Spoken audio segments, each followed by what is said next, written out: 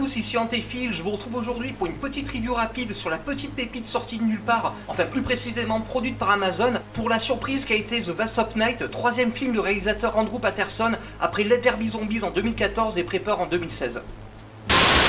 Pendant les années 50, mise en scène par une étrange ambiance au cœur du Nouveau-Mexique, l'opératrice téléphonique Faye et son ami Everett, animateur de radio, découvrent d'étranges signaux sonores issus d'une fréquence radio et des appels interrompus de personnes qui devront les pousser à résoudre l'énigme de leur vie. Après les premières minutes de visionnage, l'impression d'un métrage fauché de prime abord s'estompe vite, aidé par la maestria de la mise en scène de Patterson, entre plans séquences, distorsion et mise en abîme de son visionnage, jusqu'à ce que l'on arrive à se demander si l'on n'est pas le second spectateur de son intrigue. Porté par l'excellente prestation de Jake Horowitz et surtout de la jeune Sierra McCormick au cœur d'une Amérique obsédée par les progrès technologiques et la menace communiste, les deux protagonistes seront au cœur de l'assemblage des pièces d'un puzzle qui pourrait concerner le mystère autour d'une menace encore plus grande et manipulatrice, jusqu'à son final que chacun sera libre d'interpréter à sa manière. À l'ambiance très old school, The Vast of Night nous renvoie aux meilleurs épisodes du genre d'X-Files et qui pourra même donner le sentiment aux gamers de se dérouler dans le même univers que le romancier Alan Wake, voire même être issu de la série télévisée diffusée dans le jeu lui-même, ce qui nous renvoie une nouvelle fois à l'aspect très méta de The Vast of Night.